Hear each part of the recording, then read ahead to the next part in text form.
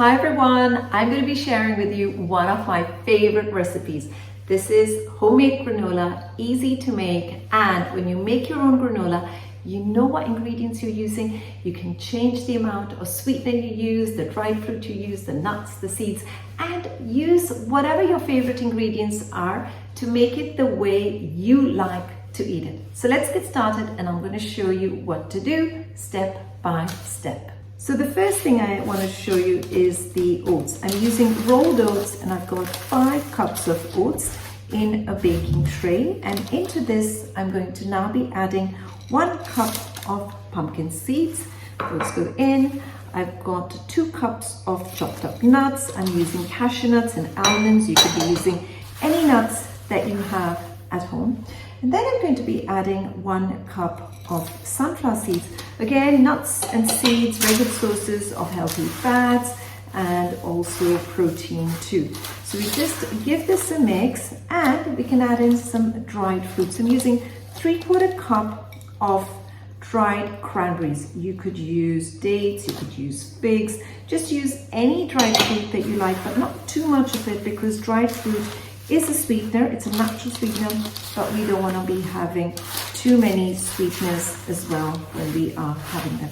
Then, just to give it a little bit of flavor and taste, I'm using some shredded coconut or desiccated coconut. So about 1 cup of that goes in, and to flavor it, you could use a pinch of cinnamon powder. Just to balance the flavors, a pinch of sea salt as well. So I just want to combine all the dry ingredients well, and by combining them it means that everything is even and it's not one part has just got the fruit, one part just has got the nuts or the seeds. So just giving this a really good mix now. So that's coming through, and that's done.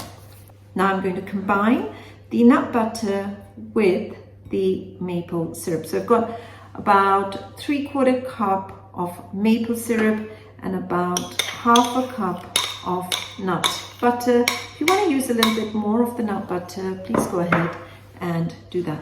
So just giving this a good mix so it combines really well, and that's what I'll do now. And I think it's going to need a larger bowl, so let me put it in that.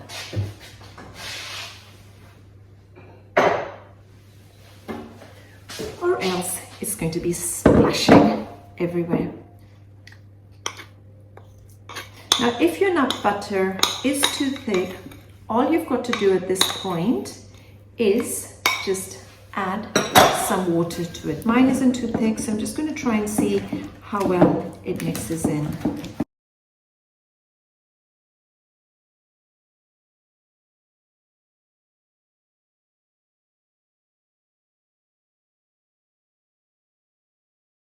So you can see that's combined quickly, and just then mixing the wet mixture with the dry mixture.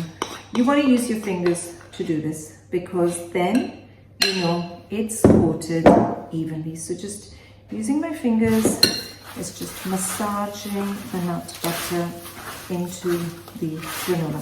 Now, I do sometimes make a double batch of it, because when I make a double batch, it just lasts for a little bit longer. One of the other plus points of making your own homemade granola is that it's going to save you money. Otherwise, you end up spending so much just on these tiny little packets of granola, which just last 2 or 3 days. Well, they just last 2 or 3 days in our home. So now just giving this a quick mix.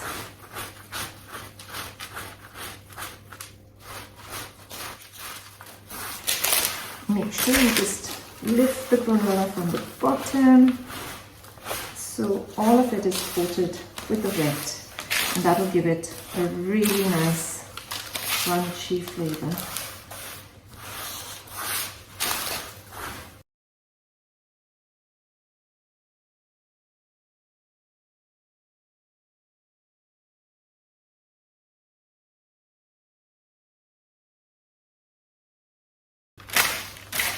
Okay, and then just to make sure you spread it out very evenly on the baking tray.